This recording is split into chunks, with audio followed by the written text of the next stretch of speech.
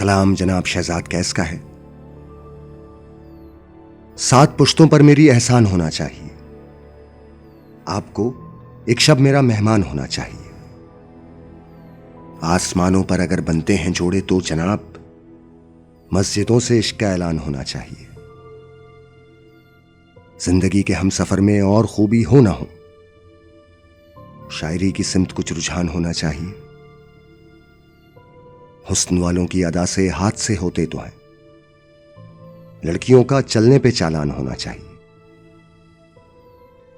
फूल मारा आपने दुश्मन खुशी से खिल उठा, आपके हाथों में अब गुलदान होना चाहिए। पाक यानी साफ और इस्तान का मानी जगह, हर गली कूचे को पाकिस्तान होना चाहिए।